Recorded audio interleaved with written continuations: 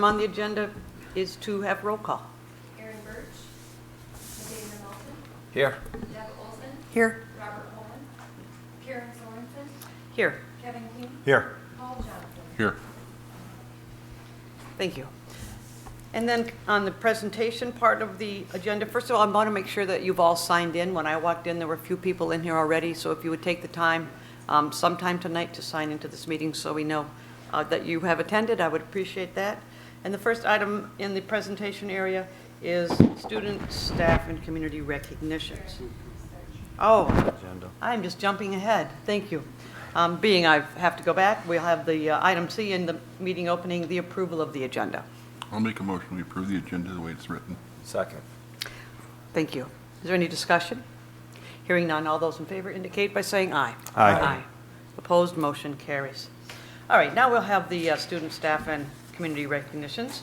And I would like to call Joe and Joan Fitzgerald forward, please.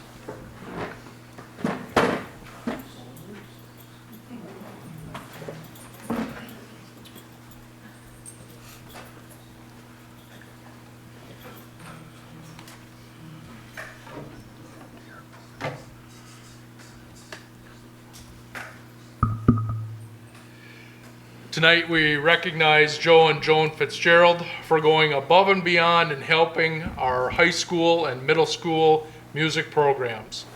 We greatly appreciate your time and commitment to our students in the Spooner Area School District. Thank you.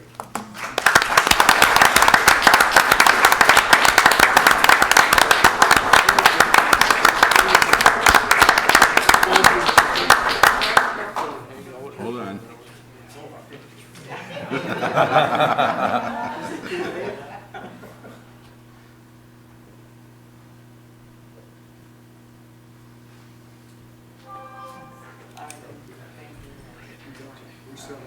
Thank you very much.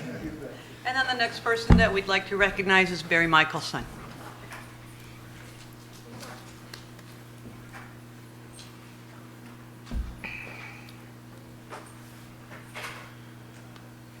We recognize Barry tonight for his outstanding work and dedication in leading the Aviation Club.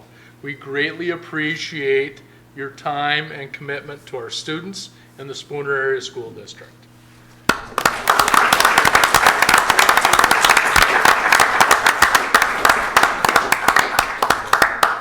This belongs to the kids. Yeah, I'm right here, Stan.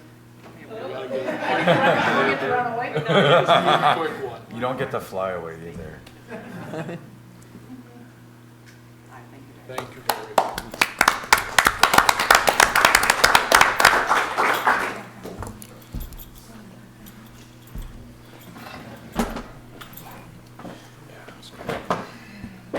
The next item on the agenda is the 2020 Europe trip proposal, and we have a group here that would come down and please present.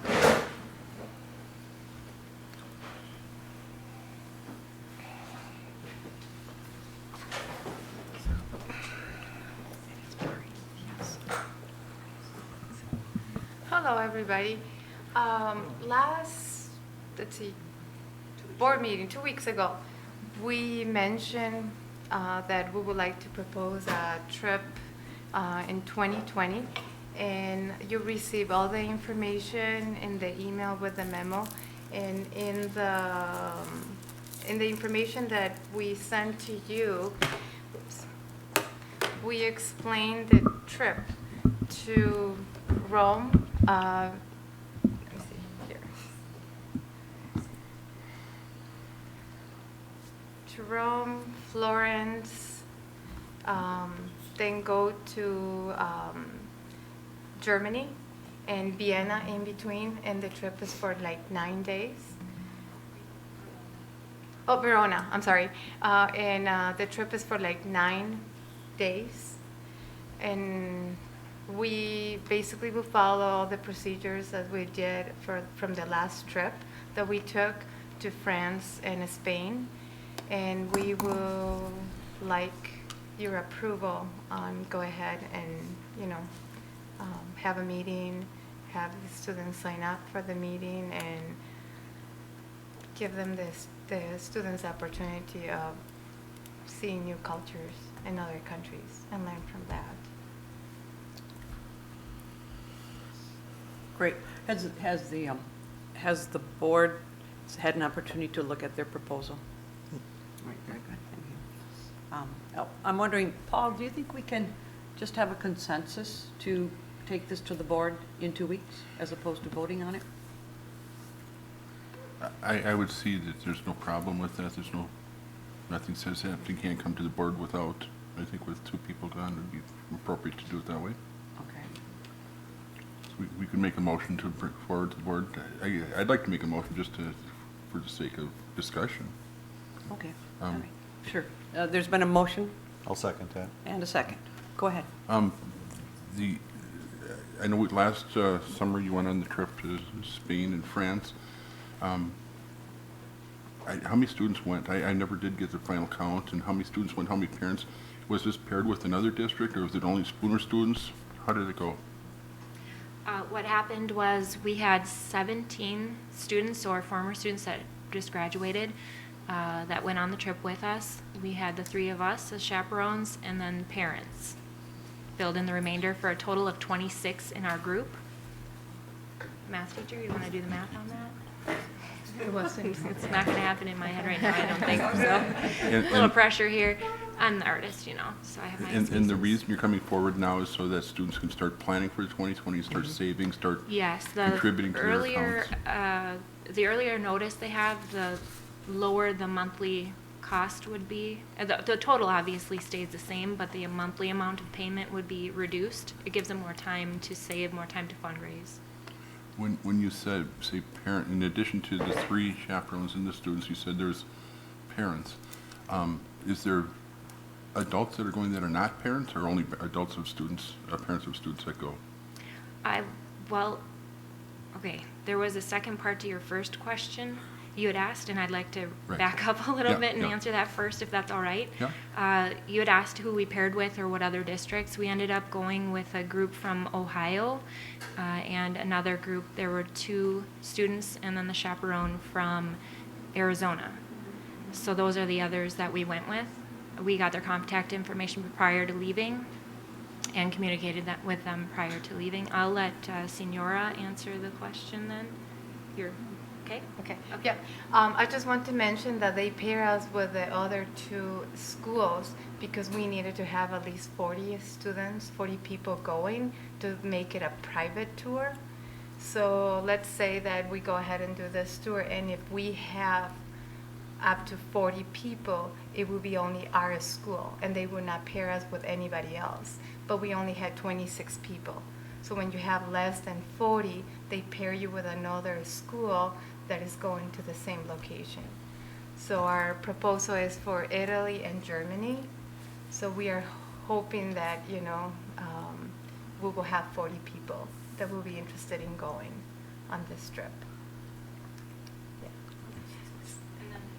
Can you please repeat the question again so I make sure that I answer it The correctly? question, the second part was, is there adults that are going that are not parents of students and not school employees? So Just basically parents and students. There were 2 students that graduated already, but you have to be, it's like 19 to be considered an adult, correct? 20 was an adult. Yeah. So we didn't have anybody else. I mean, other adults, just parents of students, Okay, former thank- students. Thank you. And Yeah. Sarah Johnson, we spoke with her about having a male presence on the tour, and she had approved having like Don go with, who's not an employee, as long as the background check was passed, that would have been acceptable as a chaperone as well. So just letting you know that was something she had shared in the process. But we ended up not having quite enough people to have the 4th chaperone, and we had 1 parent go that was a male. So we did have our representation there. Thank you. Okay, any further questions or discussion? So is it the consensus of the board to take this to the next meeting, to the regular board meeting? Yes. Agreed? Yes. Okay, very good. Yep. We will do that then. Thank you very much. Okay, thank you. The next item on the agenda is to consider big buck contest.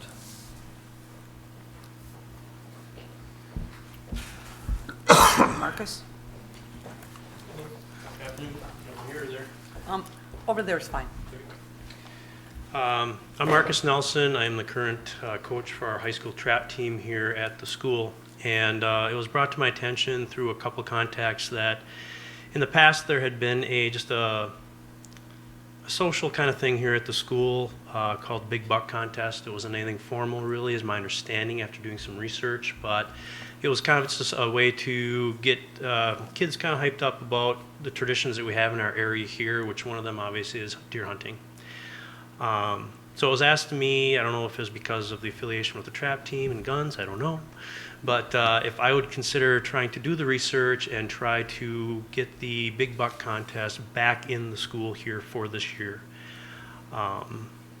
Just expanding a little bit from the information that I have acquired from researching it, it sounds like it was only being held during the 9-day gun season. So it was only open during the 9 days with the rifle. I believe, what my understanding again from the information that I've got, which was just less than a week, I had to research kind of some things here. So I know there's probably information that I don't have, but I'm relaying what I do know, or have reason to believe is true, is that there is no formal buy-in. It's not a contest. It's not a fundraiser. It's just basically kind of an honor system, kind of for pride, based on number of points, tiebreakers based on inside spread. Thought would be is that if this was something that the school wanted to reintroduce, kind of just to kind of, again, create a camaraderie amongst that tradition of the hunters in the school, we could just do something, again, very informal such as this with no registrations, no buy-ins.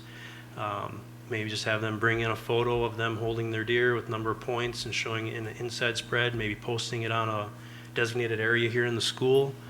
And then obviously the biggest buck contest. The biggest buck obviously is easy to determine, but then maybe also opening it up into like maybe a fan favorite.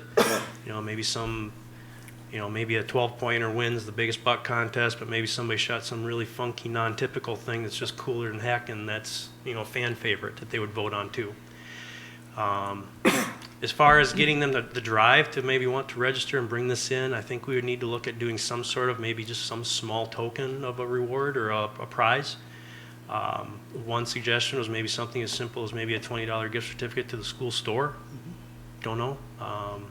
Maybe we could talk to, again, I know we hit our businesses up here for a lot of different things, but maybe again we're a nominal amount.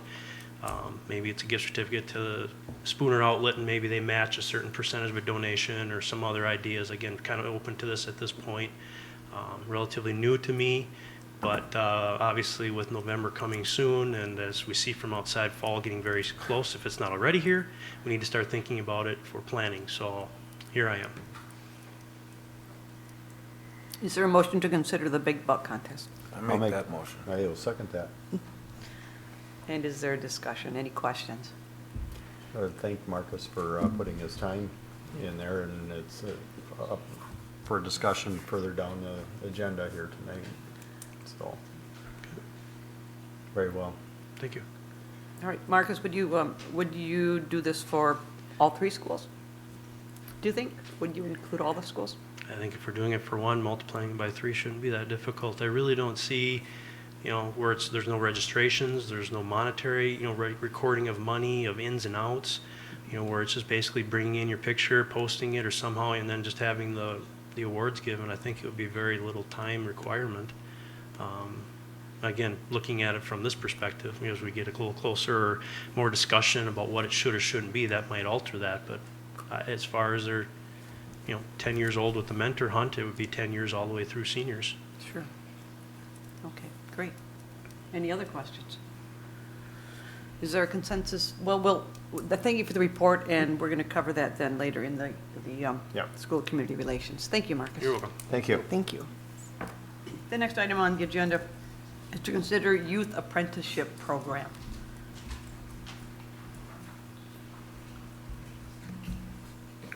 Mr. Tischer and Mr. Linton. Sure. And introduce yourselves, please.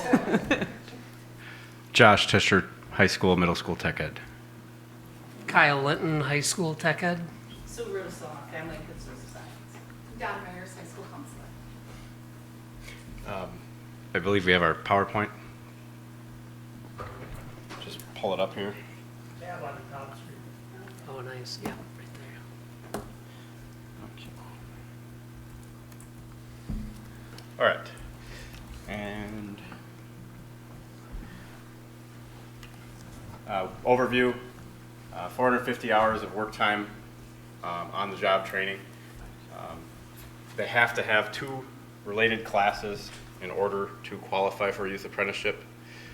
So for example, if a student wanted to work at Spooner Machine or at Rice Lake Weighing, they'd have to have welding 1, welding 2, or any combination thereof, and then they would qualify for their 450-hour apprenticeship.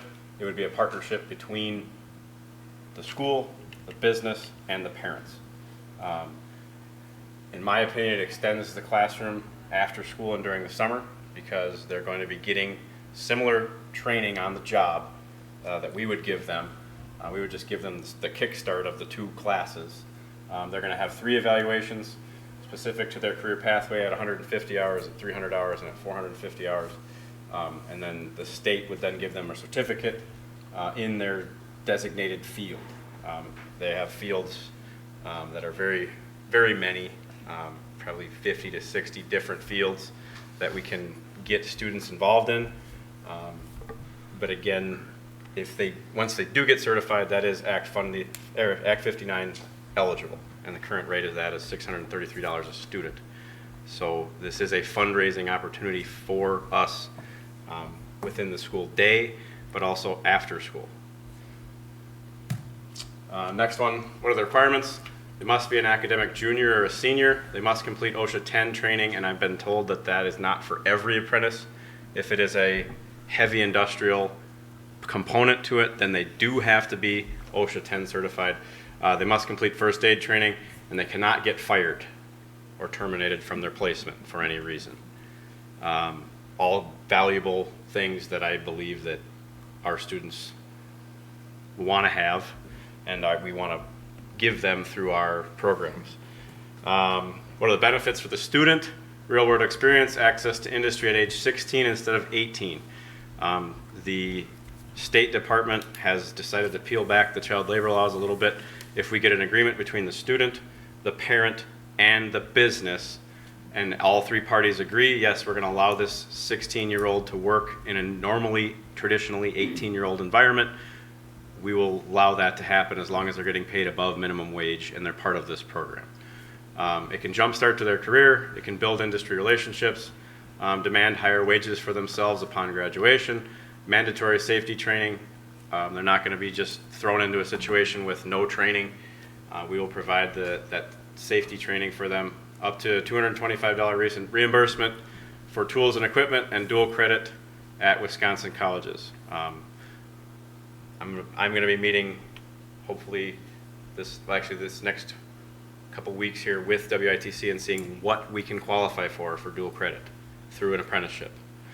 Next one, youth apprenticeship benefits to the district. There's a pre-apprenticeship fund available. Current rate is $425 per student, and we had talked in meetings proposing $125 stipend for the advisor, $75 for creating requirements, and $225 student reimbursement.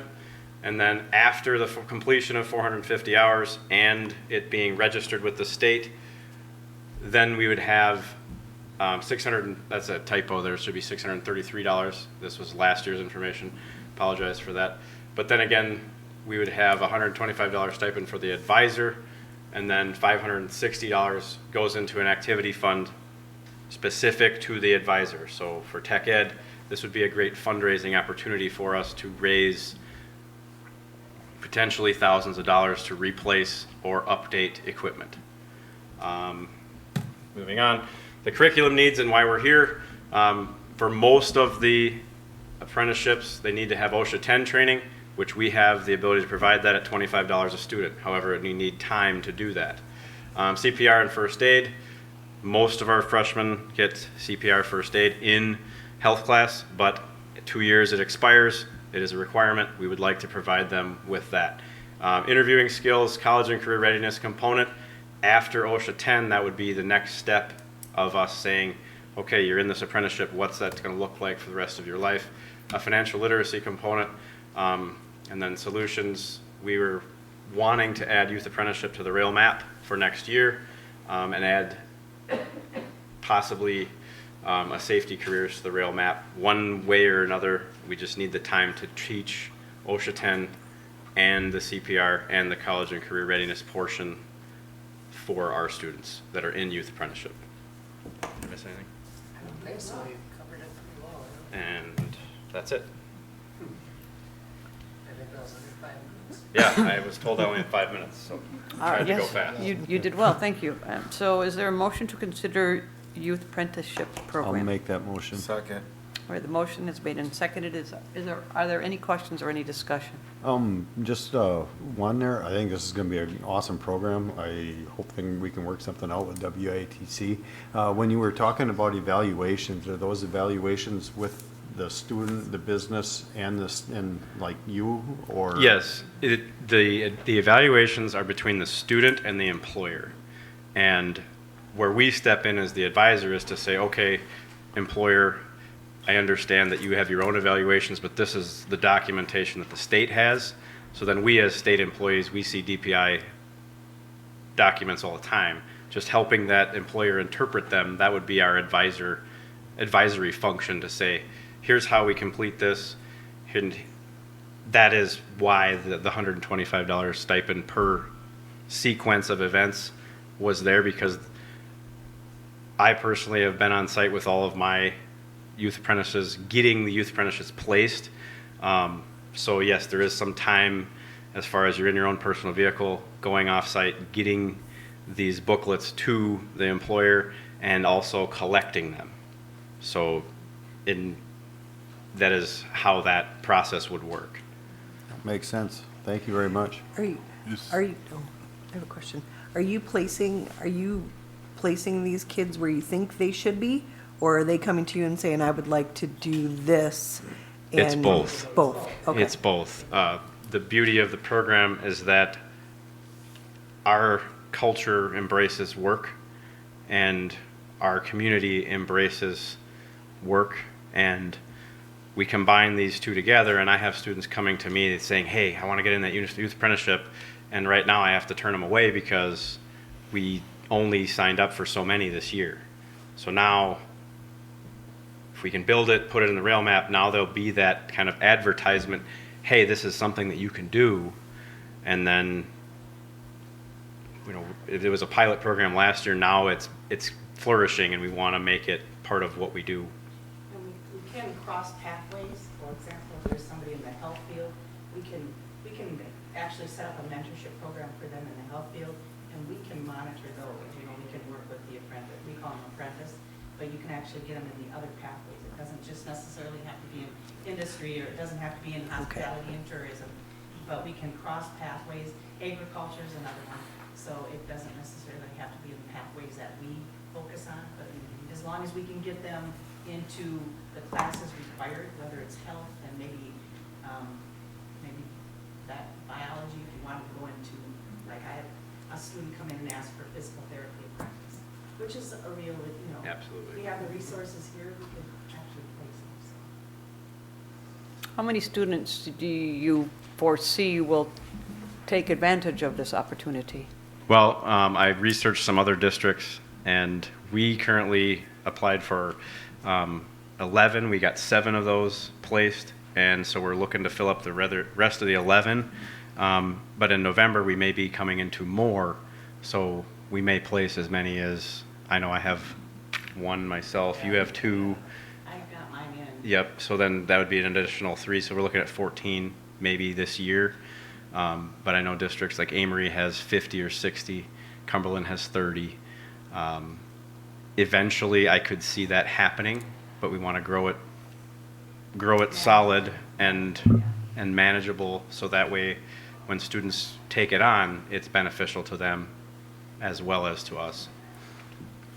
Are any of these apprenticeship programs taking place during the school day? Are these after school and on weekends and during the summer? It can happen at any time.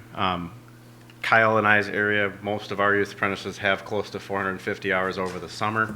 Sue, how many did yours? It's about 300, yeah, it's down at the dock. Yeah. And, you know, it gave them. Sue, can you use the microphone? Thank you. Yeah, I have one actually placed in hospitality and tourism and food and beverage area down at the dock.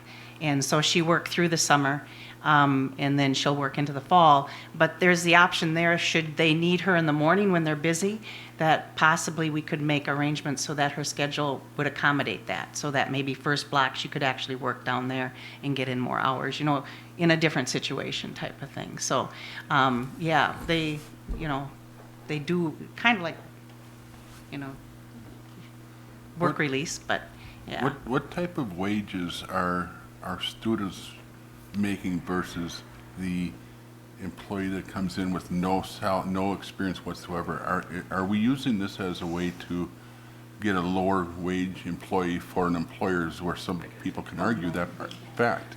And I'm going to ask, because if we have people in the program already, there should be some numbers to show this is what our students are making versus this is what an entry-level person would make going into that same industry at that same employer. Yep. The requirement is that they make at least minimum wage.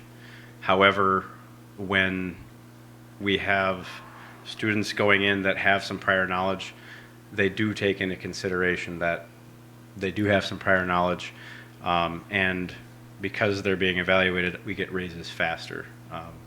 For example, I have one student that started at minimum wage, and he got a 50-cent raise after his first evaluation. I have another student that was working at 2 different places in marine service, and he went with a job that paid him more money. And he went from a minimum wage job and a $10 an hour job to doing very well at one, and he's then just said, hey, can I get more hours at $10 an hour? So he was able to use it as a competitive thing, not as a detriment to him or her as a student. We're going to pay you less. It's actually working the opposite way. I feel that they're making and earning more. I guess it comes back to, before the next meeting when we go to vote on this, I'm going to ask for some numbers. Okay. I would like to see that we're allowing we're not letting the employer just get a whole new workforce at a lower cost because they're an apprenticeship versus the guy over here who's coming in who just graduated from school. I don't know if this guy's making $12 an hour and this guy's making $8. I just want to see some numbers. That's what I'm going to ask for. Numbers from our current apprentices? The average, what they're making versus what an average person would make that came in off the street for that same job. So are we providing a lower cost workforce for an employer is what I'm going to ask. Okay. And is this only industry and hospitality, or is this office and anything that they? Yeah, it can be finance, business and finance as well. It's just a matter, pardon? Health careers, yeah. It can be any of those pathways. It's the man hours right now, just, getting us, it takes a little bit of time to get them set up and get the mentors or the employers to actually be willing to do that. Do you have anybody in business and finance right now that would do that? No, we do not. Okay.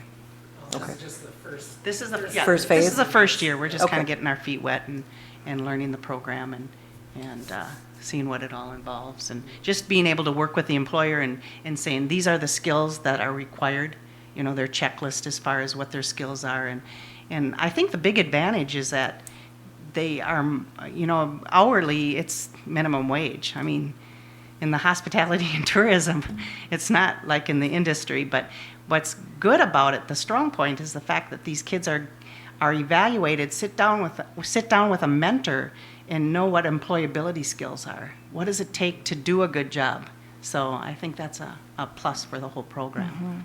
And the future workforce. I mean, Right, the future workforce. Yes. You're getting some employability skills there and are hireable. Right. So. And I see your concern, Paul, but on the other end of that, where we're at in the job market right now, employers are desperately seeking hardworking, motivated employees. And I think that this is hopefully going to provide many more of those that they're willing to pay more for if they're willing or are able to find them. And I understand the Yeah, fear but that it by could low- go a but different. by also, Yeah. by lowering it the age from an 18-year-old employee, which is a minimum, to a 16-year-old employee, we are now giving them more of a workforce. Well, And are they we- already are- hire 16-year-old employees. We just heard that these jobs are jobs that are not. Some, available. in some industries. For example, a diesel technician at Badger Bus has to be 18 years of age. So because of the state law, child labor laws, if it has a certain degree of risk, we can't have that student in there. TNT Tool is another one. We placed a youth apprentice there, and he's getting experience that he could only get if he was 18. And he's a 17-year-old young man that's getting experience where he could not get that before. I have in front of me here the list of all the different areas: agricultural, food and natural resources, architecture and construction, arts, AV, technology and communications, finance, health science, hospitality, lodging and tourism, information technology, manufacturing, marketing, science, technology, engineering and math, transportation, distribution, logistics. And all of these are, our curriculum is so vast in what we teach, we can accommodate almost every one of them with what the system, with the current, that system that's currently in place. So we feel that it allows us more opportunity than any other financial revenue generating activity that we can be doing. And it's ready-made for our curriculum. The two fit very well. So that's, I understand your concern, and I will address that and figure out how much a youth apprentice makes versus someone that's right off the street. If I can find a comparable chart, I will do that for you.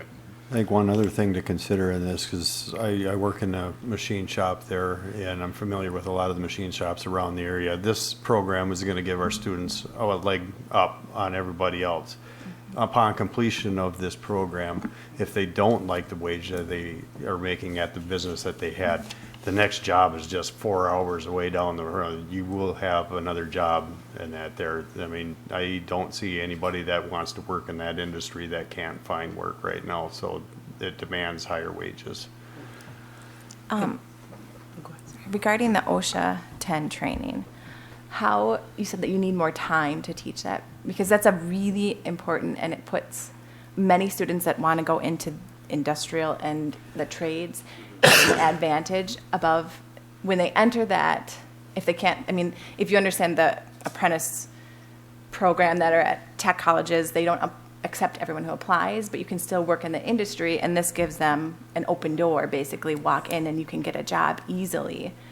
So how, you're asking for time, can you explain that a little bit and what you're looking for? Well, to provide time during the school day. So right now, if we have 11 apprentices, and 11 apprentices need OSHA 10 training. In order to do that, we would have to do that on a Saturday, have the students come in and evaluate them doing OSHA 10.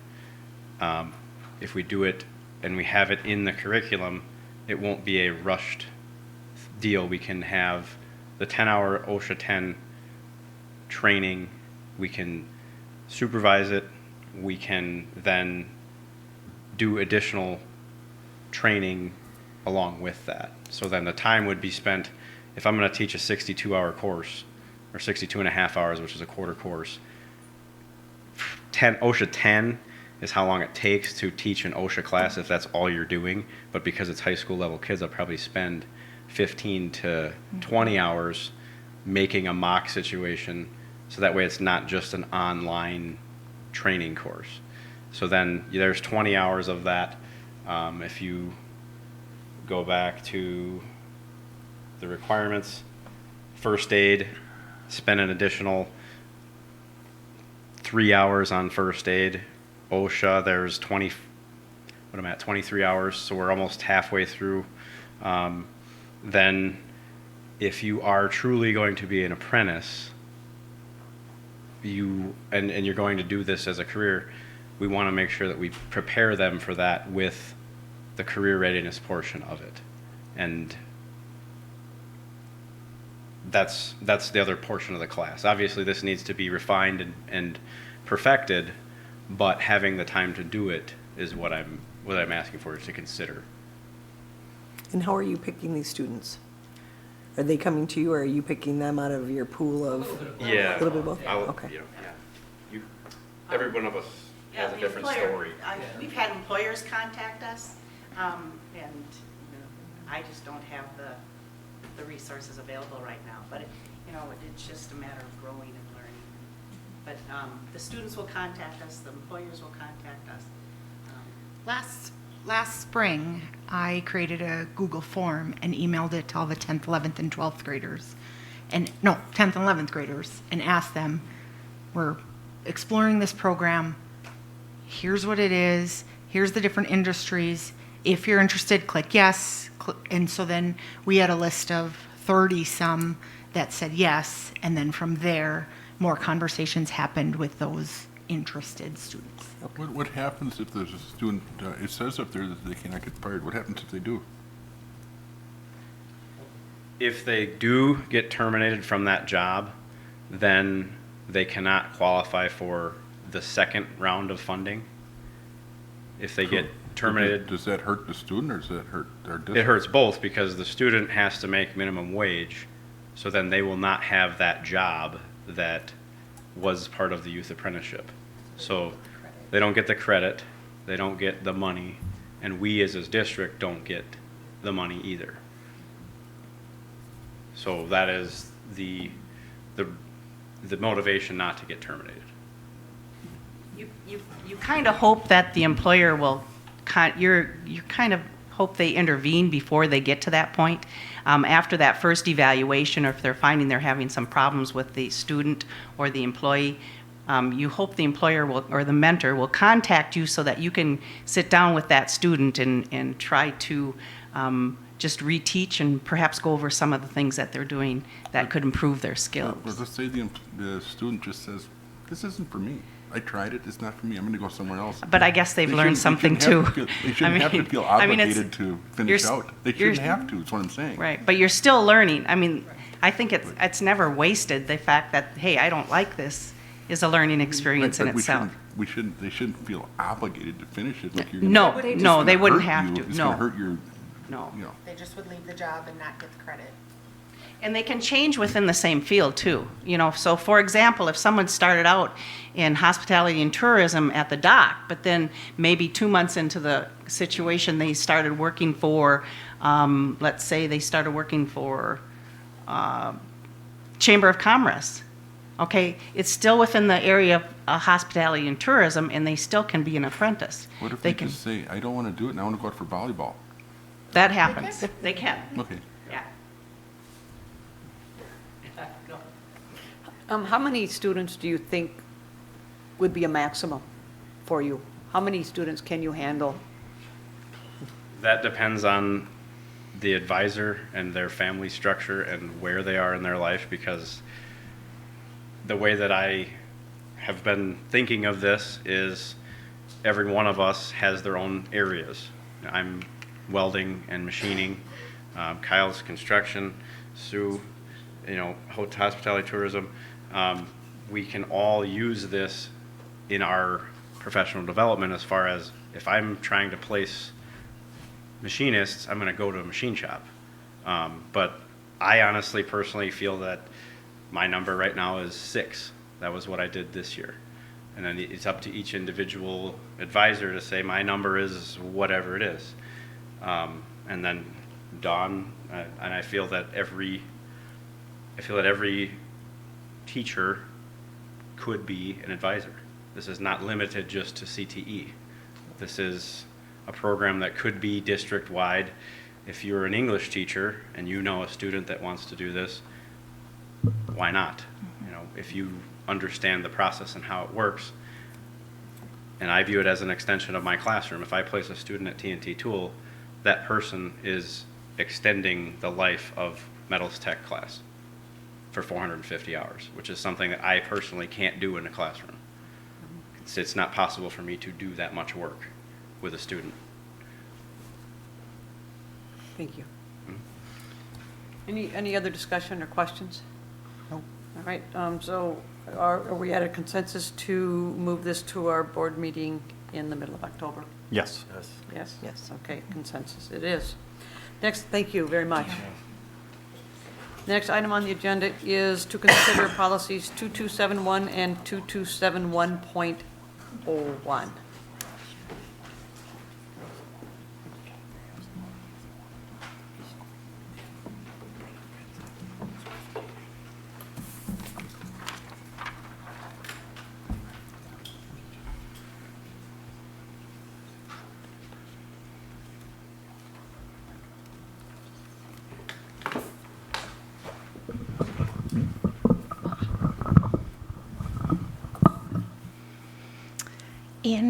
As of July 1st, the program formerly known as Youth Options, the law changed to eliminate youth options through the state of Wisconsin.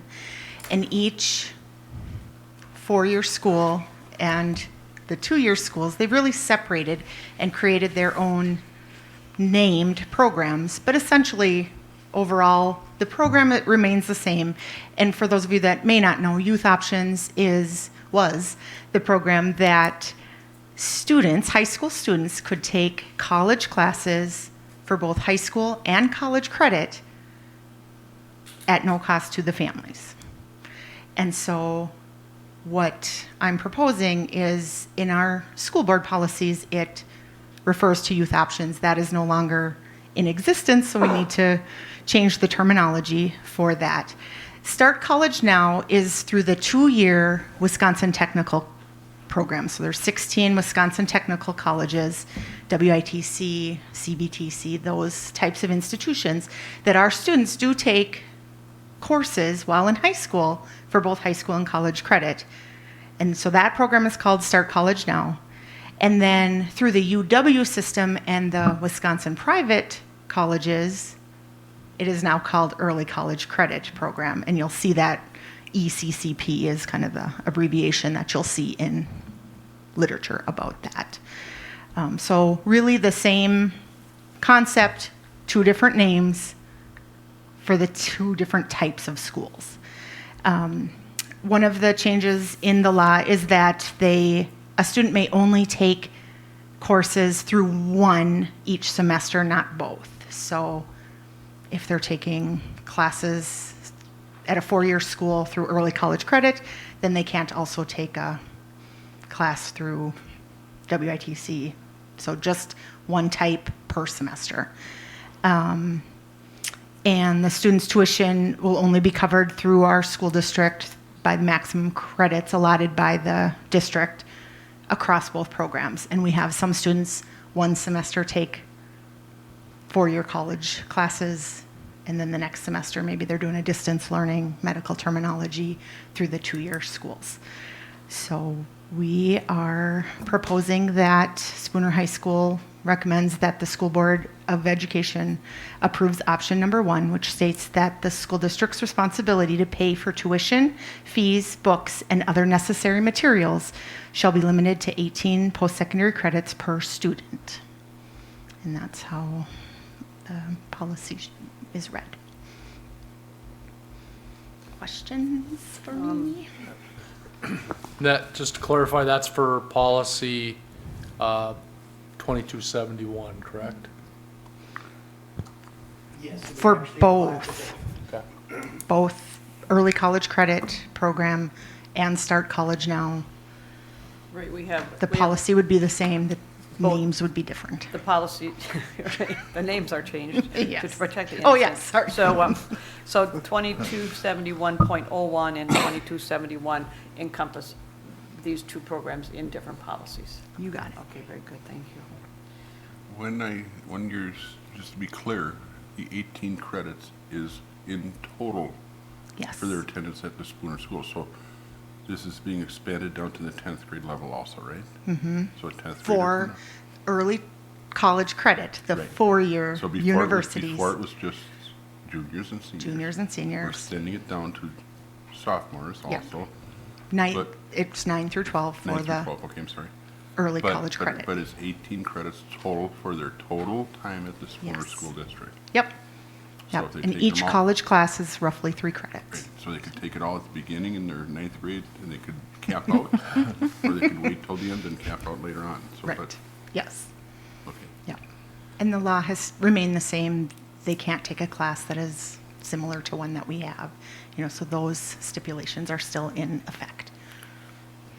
All right.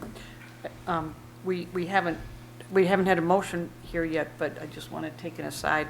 So looking at our agenda, we have the discussion and action on the policy under letter 5, or number 5 below, and I know that we've been, by consensus, we've agreed to move on with these items. I'm not sure that we even have to do that, because these are the presentations, but in order to follow consistently for tonight, I would like to have a motion so that we can't have any further discussion. So is there a motion to consider policy 2271 and 2271? I'll make that motion.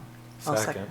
All right, so I think it was Paul, and then I think that Deb jumped in with that motion. We'll give it to Deb. All right, very good. So, There's no buzzer here. so are there any other questions of these two people? Do we still approve all of the classes? Yes, Okay. the process, the forms will look different.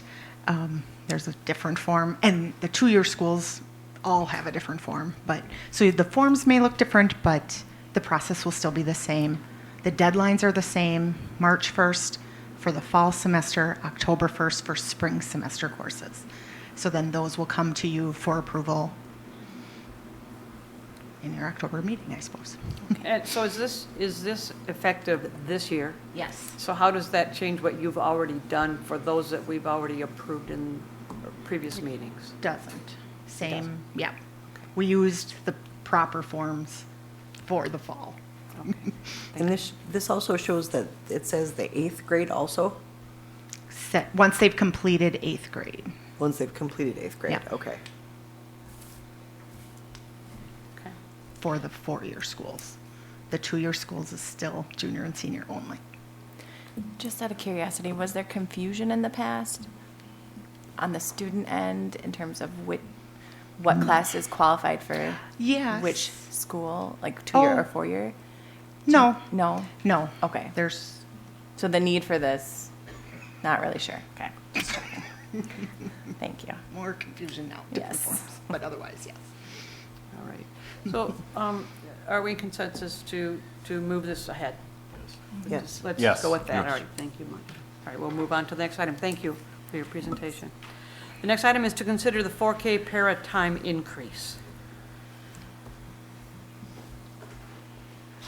Good evening, everyone. Pete Hopke, Spooner Elementary School Principal. Coming here to propose a new 4K paraprofessional position to assist with classroom coverage and other duties here. So currently what we've got in the elementary building for our 4K classroom is we've got 13 students, and we had another one that was looking at enrolling as well. Currently, at the Head Start location, our teacher to student ratio is 1 to 10. And then there's in the elementary building, from that 7:45 to 10:30, there's only one person that's providing coverage for those students.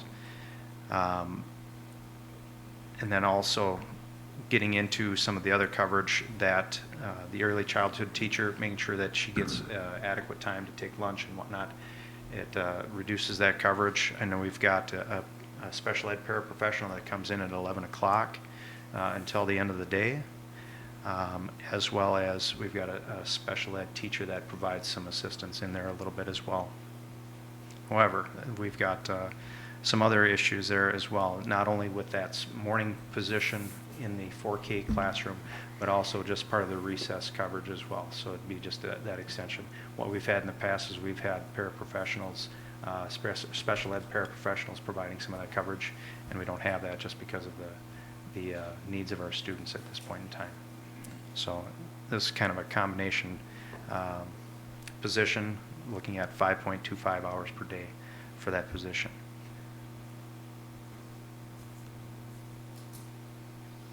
It would be rather a gap position, Pete. Yes, for both the morning and that midday. And I see that you didn't indicate, one of the other needs is that there's a bathroom there's not a bathroom located in that room. That's correct. I know the Head Start, they have bathrooms right in the classroom, so it's easy to provide that coverage. I know the classroom at the elementary building, it is fairly close to the bathrooms, but it's around the corner, can't see what's going on and provide adequate coverage. So. Is there a motion to consider the school, consider the 4K parent time increase? I'll make a motion. I'll second. All right, there's a motion and a second. Do you have any further questions of Pete tonight? Sounds pretty straightforward. All right. Thank you, sir. Thank you. Thank you. All right, moving on to the last item in this area of the agenda is the school improvement plan presentations.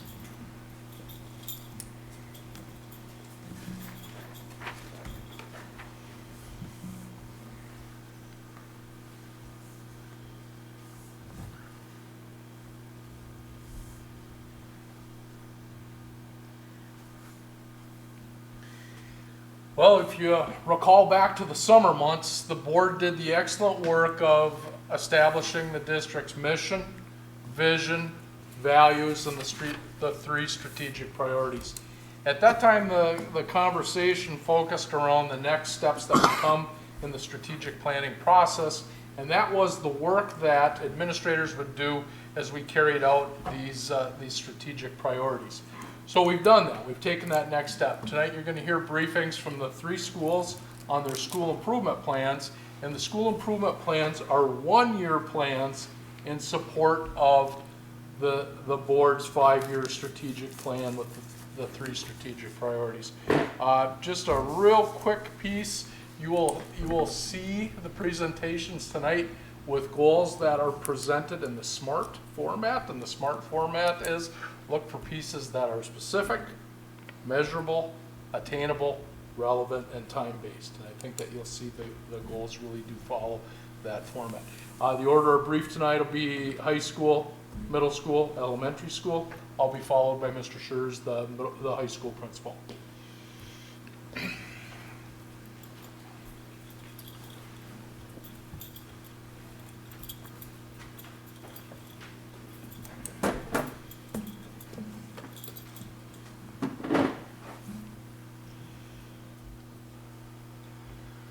So as Dr. Aslan mentioned here, our first SMART goal and our strategic priority is geared towards the academic end of advanced student achievement.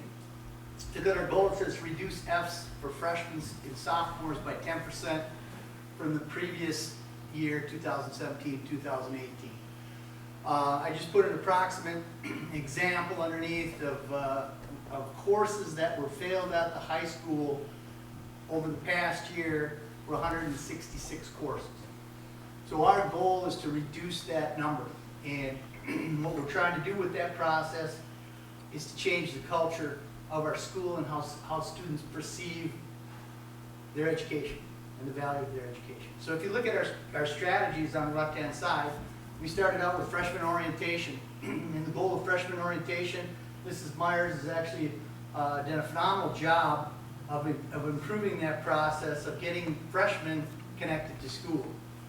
Research definitely indicates that when freshmen do not have success, it's the freshman year they start thinking about dropping out of school.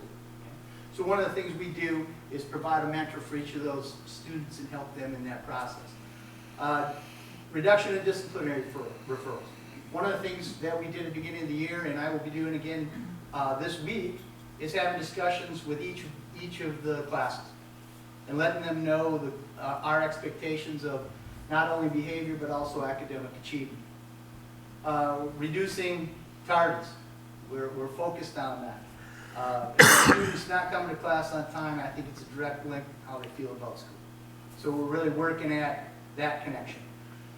Clearly defined student expectations is certainly something we're working on. You've seen already the respect signs that we refer to not only like I say, when I meet with students, but classroom teachers are also focusing on those items. And the last thing, our Rails time is our method of giving students an opportunity for remediation, and we also want to add enrichment to that process. So that's a building program as well. We're going to measure this progress by certainly quarter grades. We're already looking at disciplinary referrals in tardies as they come in. We're looking at it as a weekly basis to see if the things that we are doing are having an effect. Some of you might have seen, for example, assemblies and things that we're trying to do to get students involved with their school community. Not only athletics, but also all the other programs that we are involved with. The second SMART goal, strategic priority, is to recruit, hire, develop, and retain a diverse premier workforce by meeting 3 of the 4 following objectives. And if you look at the right-hand side here where we talk about measurements, and you look at the items that are in parentheses, you'll see, and I'll read them for you, just the items in parentheses. I'm proud of our school district. This survey comes from a survey we took in the spring. Of course, I wasn't here, but in the spring, staff took a survey of how they felt about this district. And in that survey, what we had staff and our leadership team do is to determine which of these questions do we want to focus on when we make change. And as I mentioned, the first objective that they picked was, I'm proud of our school district. 81% of the staff said that they were proud of the school district. We want to raise that to 85%. The second objective, I enjoy being involved in the district, in district affiliated activities outside the normal school day. 77% of our staff said they did. We want to raise that to 80%. Now, these percentages that we're raising and we're looking at, certainly we're aiming higher. But we want to create a goal that we can attain and look back at and celebrate. The third objective, it would take a lot for me to leave this district. 63% of the staff said that. That, to me, is a number that we need to improve. And we're looking at shooting at 70%. And once again, that is something that we believe is attainable and something that we need to take care of as a school community. The fourth objective, I would recommend this district to others seeking employment. 75% said they would, and we want to raise that once again to 80%. On the left-hand side, you have the strategies. We'll continue to develop opportunities for teachers to complete professional activities and obligations. Find ways for a district to support teachers in professional development. Continue to work at involving all stakeholders in the process of change. And once again, that's a big part of the process, that they need to be connected to the changes that we make. Set dates and organize opportunities for staff to get together, get to know each other. Ideally, 2 events outside and 4 events during the school day. Okay? Example being, and we'll move on to the next slide. I'll give you an example. Tomorrow, before conferences, we're gathering for a meal together just to build that cohesiveness. SMART goal number 3, increase communication with stakeholders at the high school by utilizing the following strategies and meeting the 2 objectives listed. And once again, I'll read the objectives. Increase our school department information is communicated effectively to me. And once again, this is from the staff's perspective. We want to move from 53% to 60%. Are we getting that information that we need? The second objective, and this really, I guess, pertains to me mostly, but does the administration effectively communicate to me? And that number, once again, is something that we need to improve. 38% are indicating that information is getting effectively communicated. We want to raise that to at least 50%. And once again, that's through that process of developing a culture within the school. Strategies, bi-monthly e-newsletter to family and staff. quarterly mail newsletters to families, weekly events to staff. That's something I've been doing, is updating them what's going on and giving them a weekly letter of things that are happening. Consistent social media postings, sharing minutes of our leadership team. When we gather as a leadership team and we start looking at change, those minutes go directly to our staff so they know what we've been talking about. So if they have questions, they can ask either myself or any member of the staff. Emailing announcements to students so they know what's going on.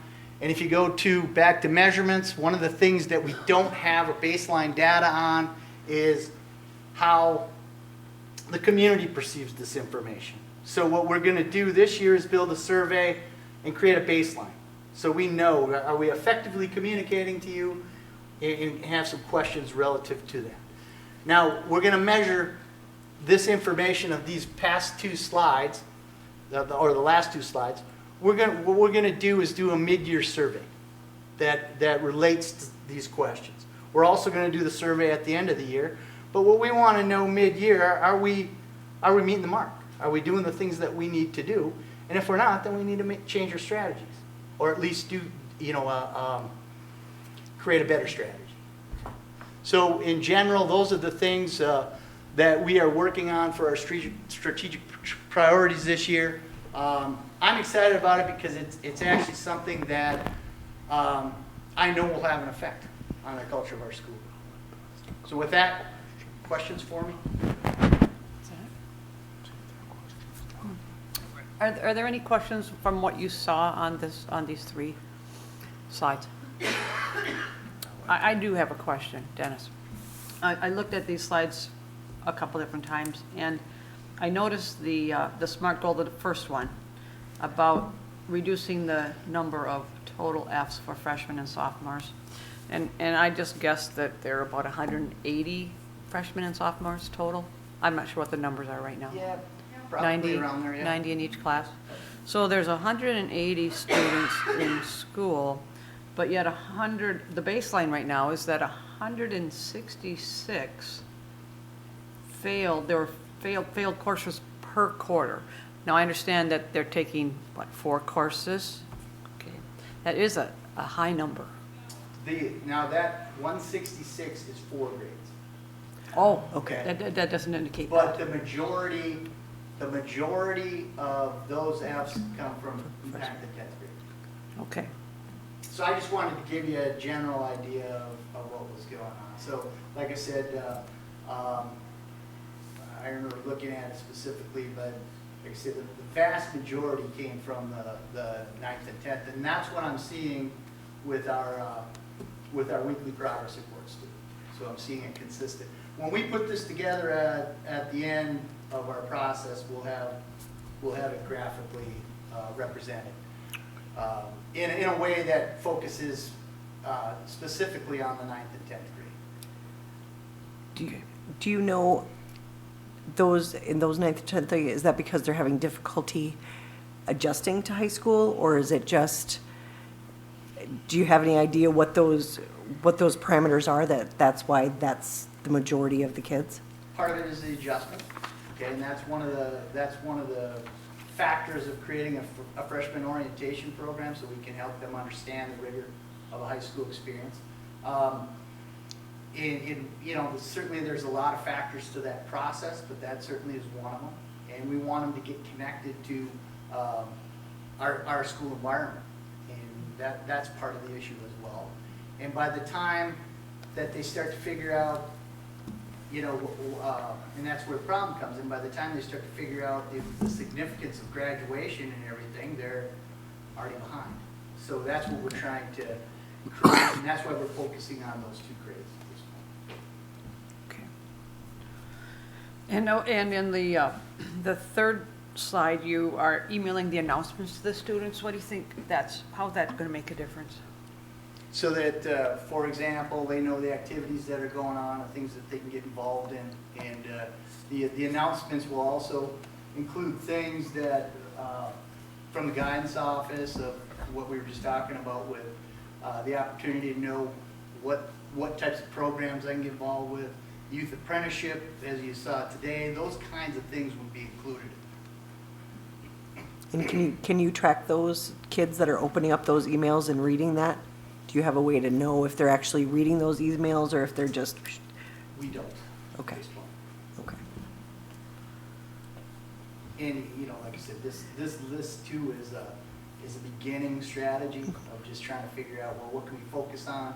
And that's where, like I said, even in our attendance now, we're trying to look weekly at tardies so that we know that if we need to make adjustments, we can fine tune and that'll be part of my discussion this week, a couple things that I know we can improve, and they'll be added to our strategies as we move on. Did you decide that these are the goals you want to do? Do you have a group of staff members that work with you when you Yes. designed these? This was developed by our leadership team, and then that information was shared with our total staff, and then we discussed it as a staff meeting. And the staff is uniformly behind this process and excited about the results that we're going to see. And when it comes to tardies, I know you talked about the reduction of tardies. Is that tardies to school or is that tardies to class? That is both. Okay. And we're using different strategies for both because they're two really separate issues. So like I said, it was actually part of our staff meeting today, what we're going to try to do to increase or get kids to pass on time during the day when they're already in the building. Okay. Thank you. Are there any other questions? Thank you, Dennis. Thank you.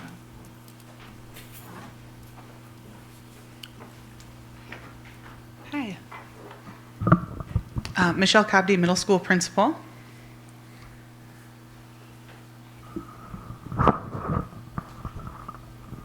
Just be a little stand-up comedian over here. All right, so our first goal at the middle school aligns to our strategic priority of advancing student achievement. This is a wordy goal, and I'm going to break it down on the next couple slides, so don't panic, okay?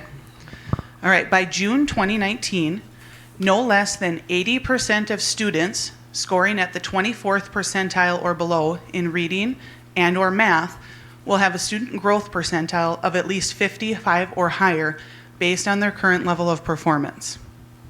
All right, so I'm going to go over our strategies and how we're going to measure it, and then I'll break that down for you.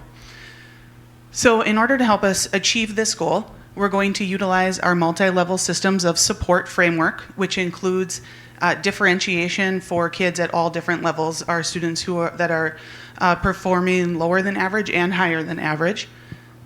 We will use differentiation techniques through our lesson planning. We will do a book study of high impact instructional strategies and then implement those high instructional practices or powerful practices, and our win time, which is where we do that differentiation. How we will measure this is through our curriculum-based measures, and we will do that 3 times a year in October, January, and April, and also through our STAR reading and math tests, which we do 3 times a year, once in September, once in January, and once in April.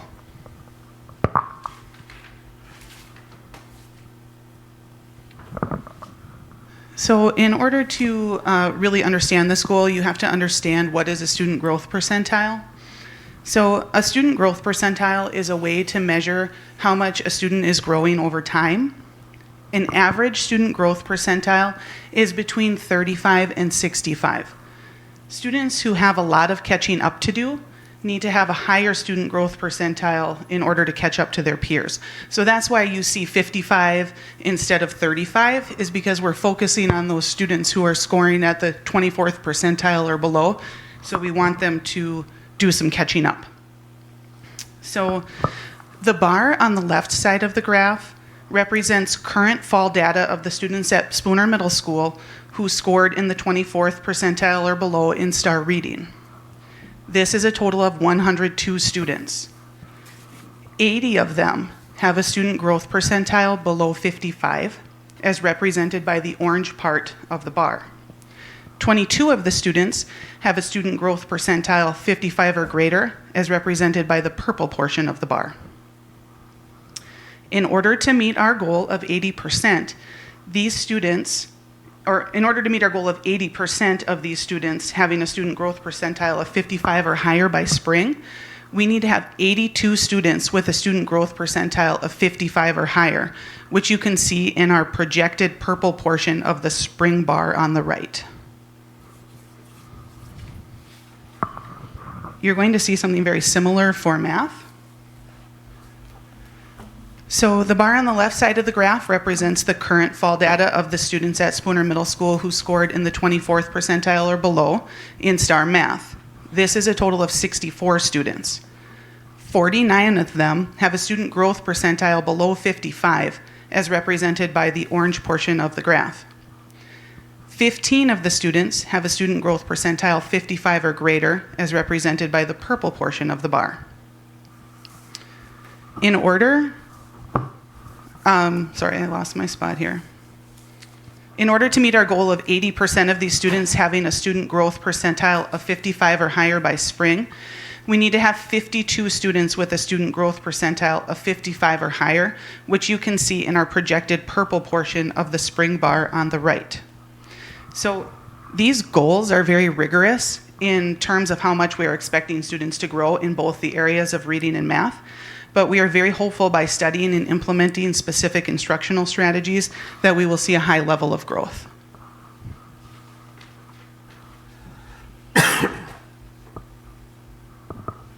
Our second SMART goal aligns to stabilizing district operations and infrastructure. So our goal is, by June of 2019, the percentage of staff that indicate our school department operates as a team will increase by no less than 5 percentage points over the 2018 results as measured by a school survey. So last year on a school survey, only 33% of staff indicated, either agreed or strongly agreed, that our school department operates as a team. So we are working to increase that. So things that we're doing are team building activities, weekly staff newsletters. I do check-ins with every team 3 times a year. We have monthly collaboration meetings between our regular education teachers and our special education teachers. We have fun things like birthday treats and potlucks. Tomorrow before conferences, we're doing something called Crocktober. So everybody brings in a crock pot and, we have a meal together. We also utilize our building leadership team for distributed leadership. And we also have committees in our building, which include a family and community engagement committee and a Rails rally committee that plans all of our Rails rallies with our students. In order to measure our progress towards this goal, we will do a Survey Monkey survey 3 times the year, addressing how do you feel our school department is operating as a team. And we will do that in October, January, and May, and then in addition to the school survey that we will do in the spring. And our last SMART goal aligns to how we will expand communication avenues. So our goal is that during the 2018-2019 school year, Spooner Middle School staff will communicate with families at least once every 2 weeks using the Remind app, send 1 positive postcard home per student per semester, and post on social media no less than 3 times per week. So the strategies that we're using are Remind, positive postcards, and Facebook. And we monitor our progress on these goals monthly at every staff meeting. We have tracking sheets that let us know how many people have met this goal. And also Remind provides us with an interface that lets us know what messages have been sent out and how frequently. So those are our 3 goals. What questions do you have? I have to admit, Michelle, that your charts for me are, I think I need to go back to math because I don't quite understand them. But if you wouldn't mind me coming to your office and you explaining what you meant by those, that would be very helpful. I certainly can. All right, I don't mean to bother you, but no, not at all. That was, you're right, I don't quite understand it. And thank you for trying to explain it to all of us. I understand that I think that you want 80% of the people that scored low. Just let me ask, are you moving them from one little triangle up to another? Is that explaining the two colored? Yeah, so we have some students that are scoring below average, and in order to get them caught up, we need them to grow more than the average student, right? Right. So on this graph behind you, the left side shows where we're at. So the orange bar is how many kids are not growing enough right now, or our baseline. And we're hoping to kind of flip that so that we have more kids that are growing at a higher rate than the average student would. And what's the trend line? What's that line mean? Well, that trend line is showing you that it's really showing you that it's a rigorous goal, because the steeper the trend line, the more growth is needed. I want to come and visit you anyway, so I think You can come and visit me anyways. All right, thank you. And I did look at this. I looked at it, so I was somewhat prepared for that. I'm just wondering too about the survey that you're using in the spring is a staff perception survey, correct? Correct. Right, and not 100% of the people in any school has answered that. Is that correct? I think that is correct, yes. Okay. And if 3 people would not answer that answered before in a positive manner, it might really throw off your results. But you're making it a good effort to get the Yes. correct results. One thing that we do to combat that is to do our own survey throughout the year.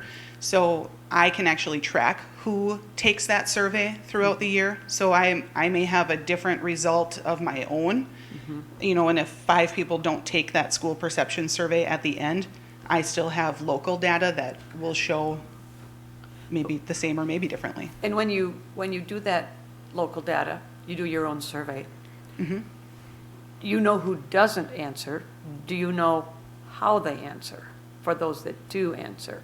I'm just saying that trust factor. Sure. I mean, we want to have trust, and that's one of the things that I've heard about the staff perception survey is that some people in the district don't want to take that because they think that it can be figured out who they are and what their answers are. I haven't given the survey yet because we'll do it in October. Okay. So I don't have the answer to that question right now. All right. But Mr. Miller, do you know? Can we see what they answered or just that they answered? If we build that survey, you'll have the option to go in either direction. We can keep it confidential responses, or if you want to, you can track them by user. But the school perception survey is absolutely confidential and always has been. Okay. Very good. Thank you. And that is your goal for that first one is very high. That I hope that you can make that. That will really be helpful as our students progress through their school career. Well, they say shoot for the moon, and even if you miss, you'll land among the stars. So what's really nice is that our teachers have aligned their goals that they write to our school improvement plan, which is then aligned to the strategic priorities. So we have a focus all the way across the building. So, okay. And did have one more question about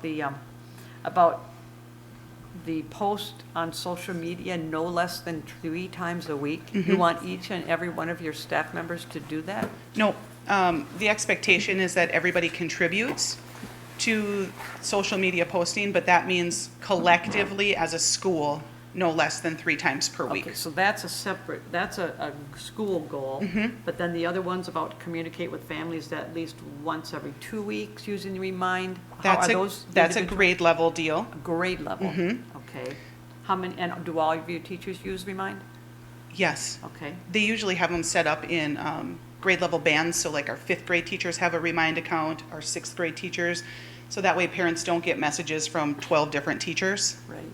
And then 1 positive postcard home per semester to each student? Correct. Is your staff kind of monitoring that so they may? So Mrs. Villela has a tracking sheet, Okay. but what we do at our staff meetings is we take the first 5 minutes and everybody writes 2 postcards, and then we turn them into Mrs. Villela, and then throughout the rest of the month, they're responsible for 2 on their own. Okay. All right. Thank you. The inner workings of the middle school. The inner workings. Any other questions that you might have? I had just one. So the multi-level systems of support and differentiation have been in existence for the last couple, at least last year for sure. Right, so the multi-level systems of support framework was introduced last year, but this is our first year of implementation. Implementation, Yep. okay. And was there a different word for a different wording for the MLSS framework? Yeah, is well, that- it's really our RTI process, RTI? response to intervention process. Just a different name to a same process. Well, in education, they like to change stuff every 2 to 3 weeks to keep us on our toes, so. There you go. All right. All right, thank you. All right, thank you much. And Peter? All right. So we're getting into the elementary school. There we go. So we're going to have very similar goals or similar looking goals to the middle school. So our very first goal is talking about the advancement of student achievement.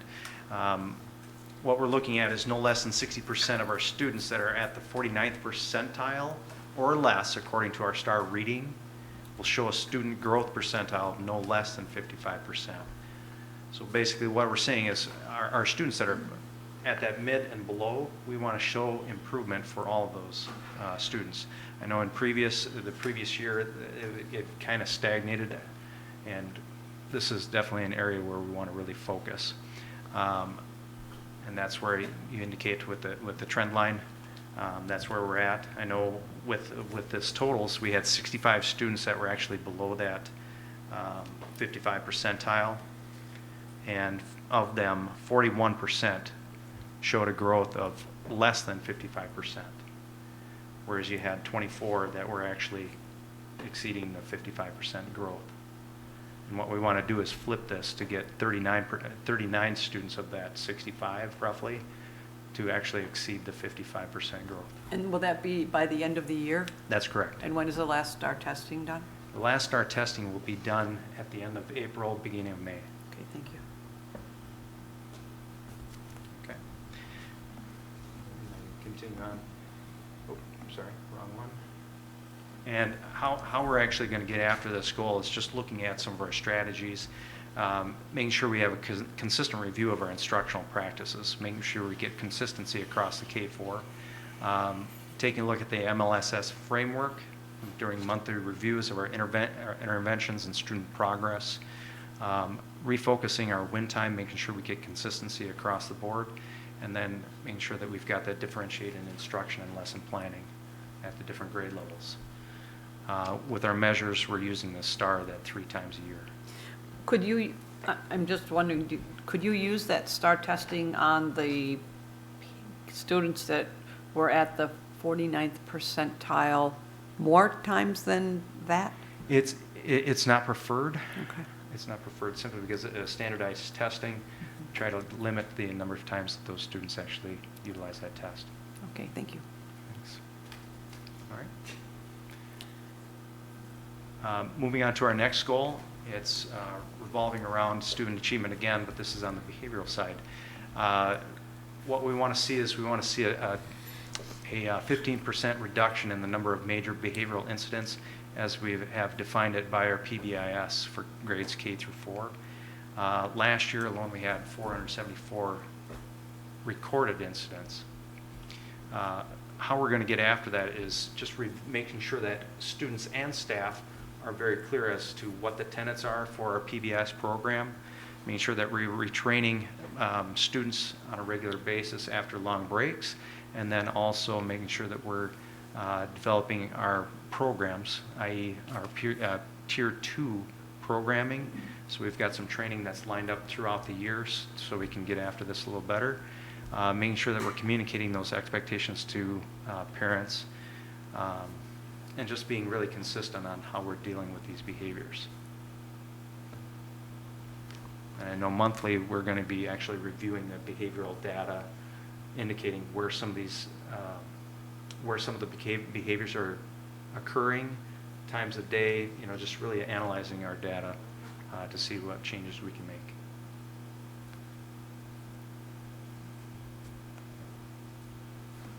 Okay. Moving on. The next one is dealing with our district operations and infrastructure. What we're looking at is the statement, I have adequate opportunities to participate in decisions that affect me.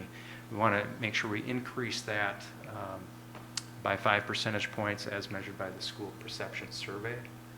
And how we're getting after that is we've got weekly all hands on deck meetings where we're providing information out to staff.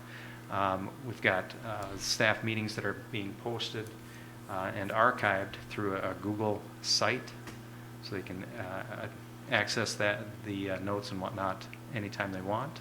And then also reestablishment of the Building Wellness Committee to effectively deal with some of the internal concerns and issues that staff have. And then some of the measures, making sure that we're conducting that survey September, January, and May. We've already done the first survey, and right now I've kept it confidential. It looks like we've had almost all of our staff respond to that survey. So, all right. And the very last one here is increase the avenues of communication to provide 10 positive and proactive communications with parents and community members per week, and that's by building. And we're going to be using multiple modes of communication here, making sure that we're reviewing the website on a monthly basis so we get good information out on the website, and then our family engagement committee, repurposing that committee and having them really focus on this goal as well.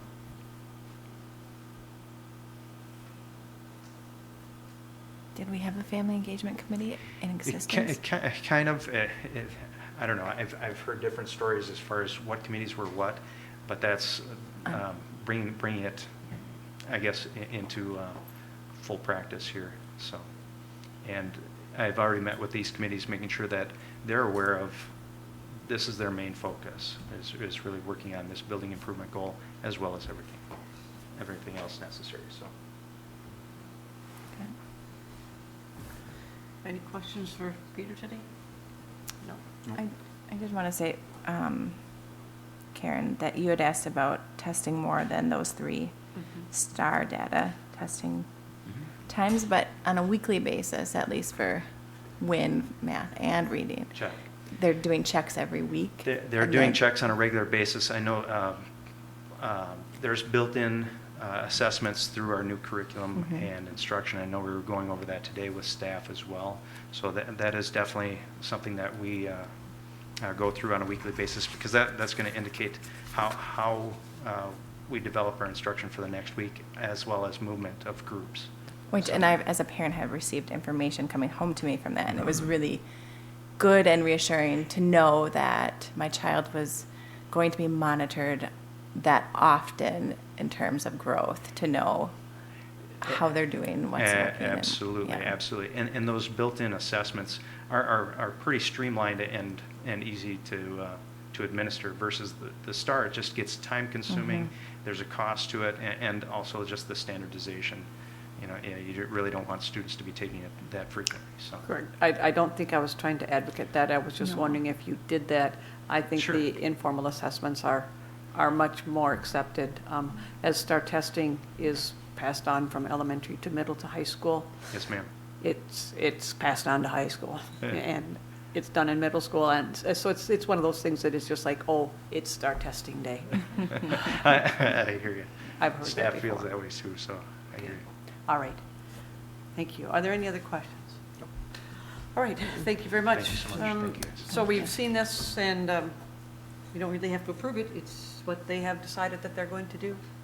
Can I just say that it's very, I don't even know how to verbalize it, but it's rewarding, I guess, to see that the work that we did do has a direct impact in terms of how you're going to proceed with the year. And I hope that, I can imagine that it was challenging to come up with strategies and measurable goals and data to report back and see how it's going. But it's very important to us to see that, and really a good measurement and projection of how we're going to do this year. And I'm really proud of this work and the work that you guys did and your leadership teams. And I love how that in almost every case, I think you're disseminating information from your leadership teams to all staff, which is so important and really great. So thank you for the work you've done on these, and it's really, really neat to see and important. Yeah, and I think that perhaps the board would like to see something in a couple of months, maybe after your first real evaluation of it, or I know Christmas is gonna be here before you know it, but if we could kind of get an idea of how those goals are being reached, and I mean, how you think they're going, if that's what you want to do you want to reevaluate and change something in your plan? But I think I like too, as Aaron said, I like to see the plan and know that you are working towards something that is written and achievable, even though it might be the moon. That's great. All right. Thank you. Dr. Aslan, is there a plan in terms of when we would see another? The principals will be back before you in the January, February timeframe for a in-progress mid-year review, and then in May for an end-of-year review. Thank you. Great. All right. So we'll move on to the Personnel Committee information and meeting part, now this would involve the existing Personnel Committee, correct, Paul? Which Yes. would be you and I and... I would believe that because the entire group made the motion to present it, that this would not need to be addressed again unless somebody requested to. Very good. So we'll just go with the consensus that we had before, and then we will... If somebody wants, if there's additional people want to discuss, but I believe that we already had a consensus. I think we have. All Thank right, you. so we'll consider that as taken care of. And then we'll move on to the buildings, budget and buildings and grounds area, to consider renewal of line of credit. Janet? The memo that was provided just states that, we're at that time of year where short-term borrowing might become an issue until the January tax payments are received. So we're looking for approval to go ahead with a line of credit through CCF with a $1.5 million line, and then at a 2.75% interest rate. Kevin, would you like to take over this part of the meeting? Yeah. Because you'll be representing the Budget and Building and Yep. Grounds Committee. So, can I have a motion to consider the renewal of the line of credit to bring to the full board? I'll make that motion. I'll second. All in favor? Aye. Okay. Oh, that's you guys. Consider bus contract. And I apologize, there wasn't a memo for this. The only thing that we're looking for at this time is the board or the committee at this point to allow Dr. Aslan and I to re-engage conversations with the bus company. There was a portion of the contract that they would like to discuss, and it's the portion of the contract where the contract could be terminated if the ownership was changed without prior written consent of the district. So they're requesting that the district consider language that would basically say that the ownership could not be changed without prior written, the ownership could not be changed without, mutual consent from both parties if that happened, and then just some different verbiage in there. So this time, we're just looking for permission to re-enter the talks just for that portion, not any of the other portions of the contract. Have a motion? I'll make a motion. I'll second that. Kevin, are you the only member of this committee here tonight? Yeah. Okay, so. Nathan just Deb- left. Deb, you're on it? You'll be on it too. Okay, yep, All right, I'm on it. and we'll put Aaron on that too for tonight. Can you be standing in? All right, very good, thank you. All in favor, say aye. Aye. Okay. Consider snowplow bid. You guys received a memo. In September, we published an RFP for snow plowing services for the years 2018 through 2021. We received 2 bids. First was from the current snowplow company, Twilight Trucking. Much of the same with the contract. I believe there's a slight increase. It's $2,150 per contracted plow and $150 for any additional hours requested by the district. The second was received from Wildlife Builders. That was at $2,350 per contracted plow, and then an additional $1,000 for bond reimbursement and $150 for any additional hours requested by the district. Both of the bids were attached. We're just looking for recommendation to approve Twilight Trucking's bid for snowplow services for 2018 through 2021. Can I have a recommendation or motion for Twilight? I'll make that motion and recommend Twilight Trucking. I will second that. In favor, aye. Aye. Update on shed building construction near soccer field. Honestly, there isn't any updates from the last board meeting because Okay, that's still on hold till after the soccer season's done. there was no changes. Yep. So, okay. Starting October 10th. 10th. Okay, Okay. very good. One question about that. Can I? Oh, sure. Yep. Is there, in the future, to avoid that sort of issue from arising again, can we have some sort of communication between outside organizations that utilize our facilities? Well, And it's really our field, and so, we went ahead with to ensure the safety of our staff that would have to go in and out, and rather than having to dig that up every week, that's really where we were focused on it. So, I guess I should say that, the buildings and ground staff and I were focused on the fact that it is our land that we let them utilize would be the best way to say it, but we always want to work in conjunction with any group. So yes, next time we would look at, putting it out probably earlier in communication. Okay. Yeah. Thanks. I think the timeliness was the problem, in that this building needs to be built. I mean, it does. Oh, yes, You know, absolutely. And Yep. unfortunately, the circumstances with the soccer team hosting this jamboree also is happening at that same time. Right. And it was quite an easy fix. Right.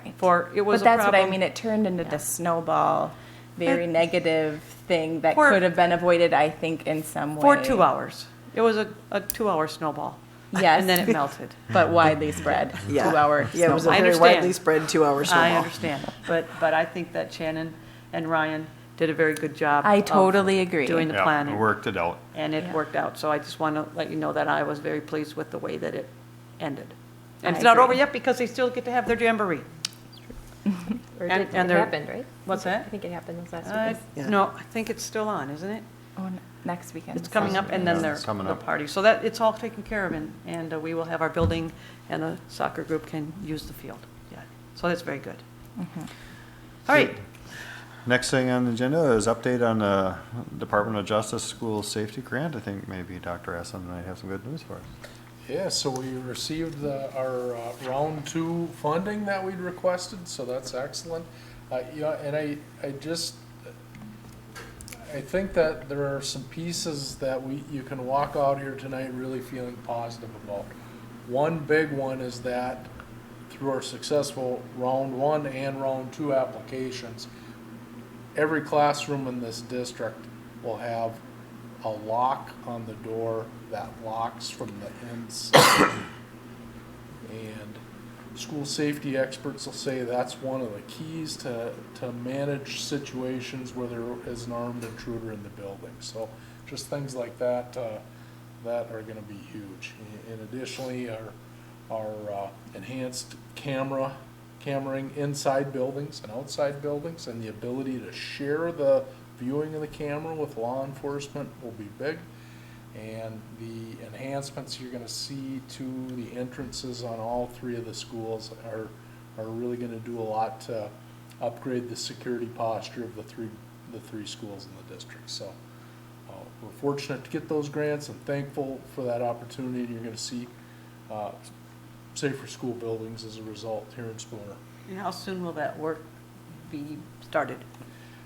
Well, it already is started, and there's a lot of other school districts that have been successful in this granting as well, so that we know that work will continue certainly through the end of 2018. So it'll continue for the coming months, and we don't have firm completion dates on some of these projects, but a work in progress, and we'll keep you updated on it. Excuse me. Okay, thank you. Great news. I don't know if any of the others have you had a chance to look at the vouchers I did. and that there? Can I have a motion to approve the vouchers? I'll make a motion to approve the vouchers.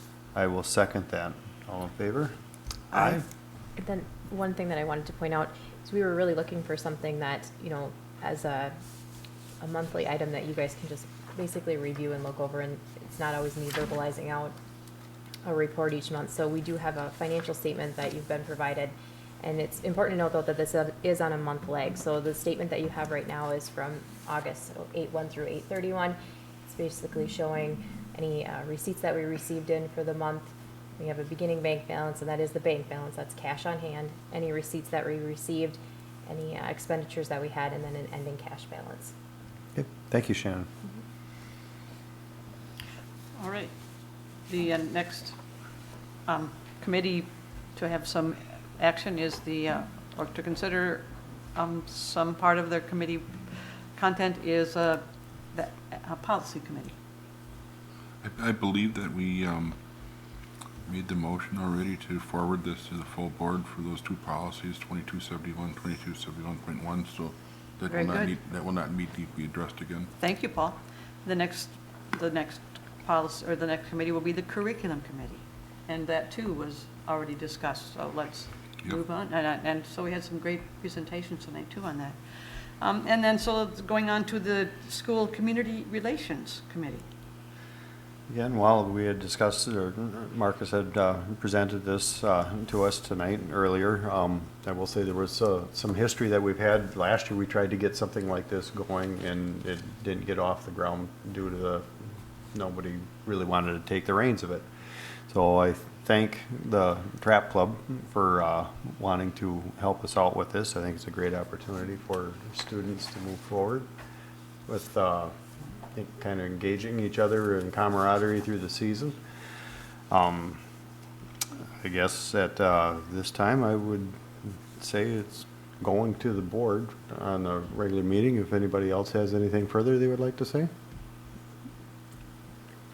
I guess I'm going to sit. I would even question the need to go to the board. It's not involving any money. I'm just really a club that just wants to do an activity, and we don't have a precedence of setting board approval every time a club wants to do something. That's a good point.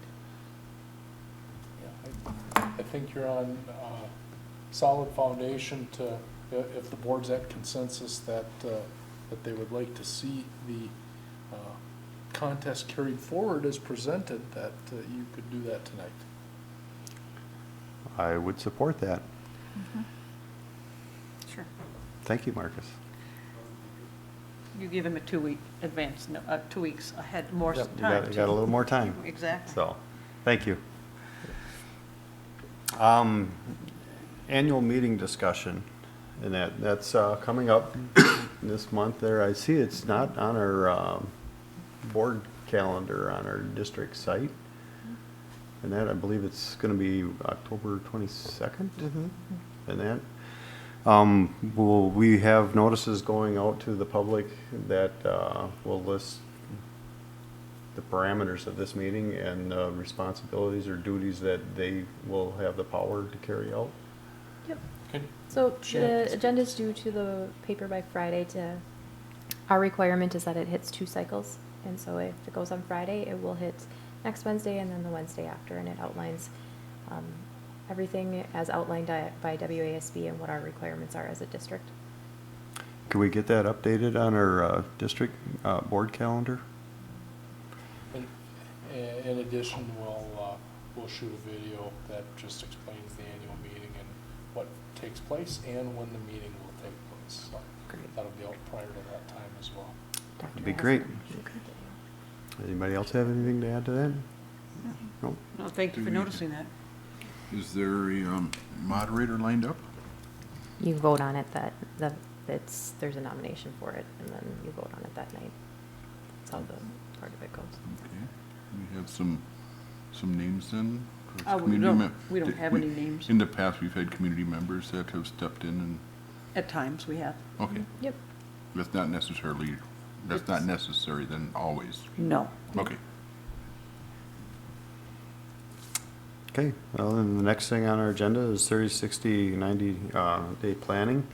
A couple of things that will be coming up, I believe in November, we started getting notifications from the state convention for signing up for that.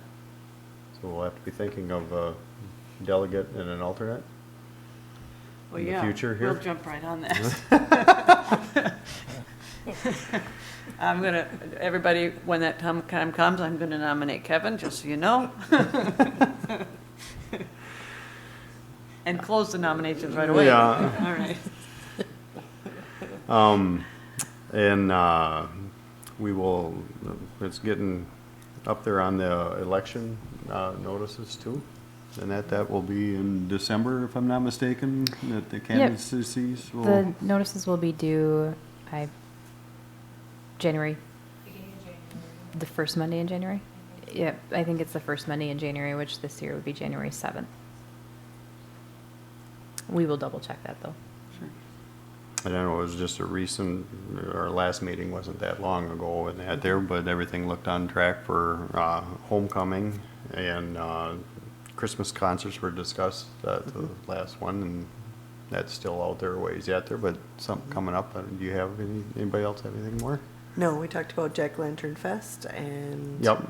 Yep, So, the art club will be helping out with Yep. face painting and that. Yep. So, and that's all I have. Very good. And so the last item on the agenda, well, the second to last item, always need to adjourn, but the last item is is a review of the meeting, a reflection of the committee of the whole meeting. I have, the one thing I've seen tonight that we didn't discuss prior to going into this would be when a recommendation is made to go in front of the full board, whether it should be 4 people making the recommendation or just 2 people from that individual committee. In this position tonight, we have only 1 person from this one committee. 2 of those people are missing. Correct, so I would step So- in. Typically, I just appointed those other 2 to be on that Okay. committee tonight. So the question going forward would be, up on the top, say when those presentations were there, when there would be somebody to say, do we have a motion? Can I make a motion if I'm not on that committee, or is it only for people on that committee to make that motion? That- You Yeah, following me? that's a really good question. I think we Because should we look didn't- we into didn't- that. You're right. My thought would be the majority of those in attendance would be, make them, The majority of the people here. right. Okay, and that's really what we did tonight for Right, those. but what I'm saying is later on, as we got down to these other areas, when it would be just 1, 2 persons made that decision to go forward versus 4 of us should have made that decision, I'm questioning. You think we 4 of us should have? Well, okay, well, we'll. My thought is that the committee members are doing the research to present that to us all, but we should all have input whether or not it goes up to the, Okay. not just the people of that committee. You following me? Sure, especially So if there you're would- not here. We would have to have a minimum of 4 to progress it. All right. Rather than just 2. Sure. And it shouldn't matter who makes the motion or seconds. Right. Is that That true? that sounds reasonable. It seems So what I'm reasonable. saying is, so we're consistent is all. Correct. Right, so it wouldn't have to be just a committee, a person of that committee. Right. It could be any of us Right. that are present. Sure. But as we, like tonight, allowed Kevin to present for his meeting, and you to Exactly. cover the part of your meeting, should Correct. you need to. Yeah. So we were able to cover that earlier, even though it's still on the agenda, we still were able to cover it Right, in an we early did. presentation. It was just something that had never been discussed. Sure. And we kind of switched it both ways tonight on that. Yeah, we did. Thank you. You're welcome. But Any- it's still less than 2 hours. Well, hold on, we're not done yet, right? We can sit here for a little while. No, what did you think of having the presentations all at the beginning? That was very nice. Yes. Great. All right, and so we will not see those presentations again No. at the meeting Right. in 2 weeks. But there was 7 different topics that were discussed in 90 minutes. That's not And bad. those were very lengthy, very thorough presentations. There was a lot of questions to answer. And the other thing is, a lot of the questions and answers turned into the motion, which actually saved us time later on. There's no time to bring it up again. It's not necessary to bring it up again. Certainly. Unless somebody were to say, oh, by the way. But it'd already been discussed. And That's so the if we have any questions regarding any of those presentations, we are able to go to those administrators and ask those questions for additional information, correct? And, Yeah. yeah, and Michelle, I'll see you. I'll come in and see you, just to get a little more explanation of that. Thank you. Marcus, I probably could have moved you out of here a little earlier. Yeah. And just to let you know too, that, I mean, I'd like to continue with that, but if there's a member in the audience that would like to ask a question, you're certainly able to raise your hand. Yes, ma'am. Come up to the microphone. Come up to the microphone if you would, please. Yeah, because we're on camera. Yep. And you are now too. Yes. Is it possible to face the camera as you speak? Sure. Just take that out of it if you want to. It's not necessary. I just wonder if you have you have no community comments on your agenda here. So is there going to be a process for community members to comment at this meeting? I don't see that on here tonight. And I know that it's been different at the committee meetings that were separate. So I'm just wondering if you will give it some thought of how or if you even want community members to have that opportunity. I believe we talked about that, didn't we, Paul? And We said, did discuss that, and the discussion was that we were not going to have an official public comment session, but people could be recognized. So if somebody were to raise their hand, we could recognize and call on you and say, do you have a comment? As long as it's on topic. It would be nice if you'd have said that at the beginning of the Well, we meeting. forgot. You know, it's the first meeting, so we forgot. Yes. And we still have that community comment portion of the regular board meeting.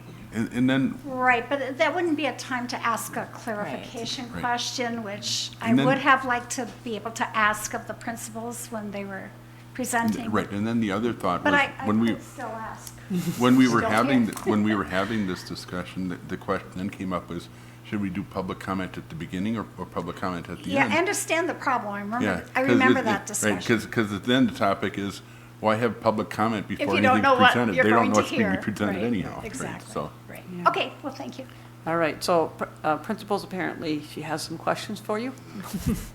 so we should announce that if somebody Right, has a so topic that's- that's yeah. on the topic of that discussion. Correct. So, I mean, if somebody has a problem with their child getting a bus stop down the street, I mean, it's not on the agenda. That would be a second meeting of the Right, month, right. community comment. It has to be on but- topic of what we're discussing now. Correct, topic of tonight. Correct. Anything else? You want to continue this? Oh, we are for 6 months, just so you know.